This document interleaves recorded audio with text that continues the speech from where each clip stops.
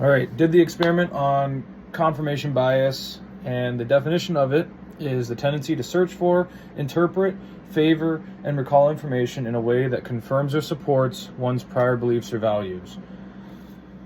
So, kind of a run-of-the-mill example of confirmation bias is if I told you this pen was the best pen in the world, but you already have a pen that you use that you think is the best in the world.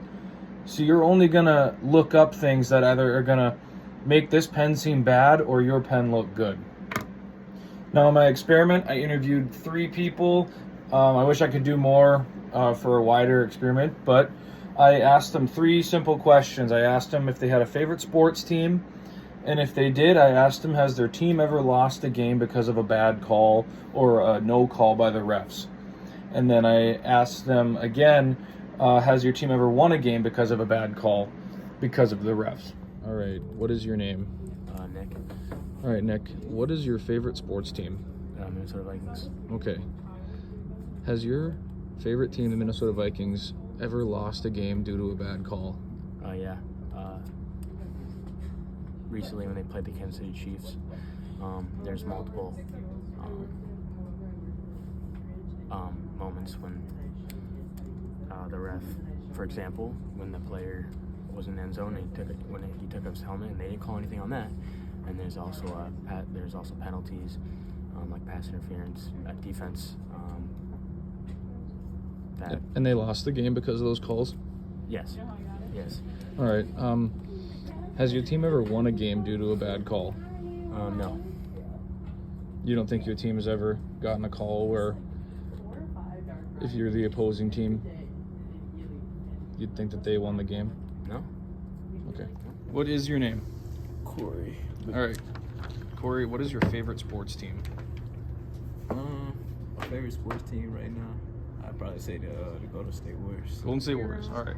Has your favorite team ever lost a game due to a bad call? Yeah. What call was that? The flagrant foul on Draymond Green a couple years ago. Okay. And they lost that game? Yeah, it caused a suspicion. Okay. Yeah. Has your team ever won a game due to a bad call?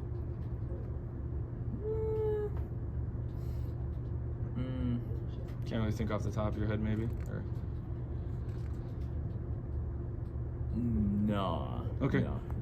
I don't think they have. Not off a bad call. I don't think so. Okay. What is your name? Aaron Bender, What is your favorite sports team? UMD Bulldogs hockey. Big Bulldog hockey guy. And has your team ever lost a game because of a bad call? Yes. What was that? The offside, which took away a goal for my nephew about 4 years ago, and it was in the WCHA playoffs, which then led to them losing the game. That's true. Have the Bulldogs ever won a game because of a bad call? Not that I'm aware of. They could have maybe reviewed a goal crossing, but who knows? As you can see, based off of the 3 people I interviewed, they can go into immense detail of why their team has lost, and they can recall specific games of when their team has lost because of a bad call. But when I asked them, has their team ever won a game because of a bad call, who's going to get mad about their team winning a game, right? So they're only looking for things to say why their team should be even better, even though they lost a game, which is confirmation bias.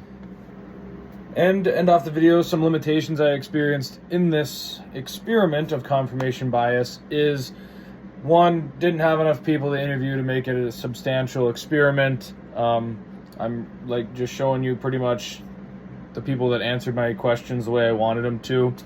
And the other caveat off of that is half the people I interviewed couldn't even answer the first question because they didn't have a favorite sports team. So it really just put a damper on my specific experiment in confirmation bias.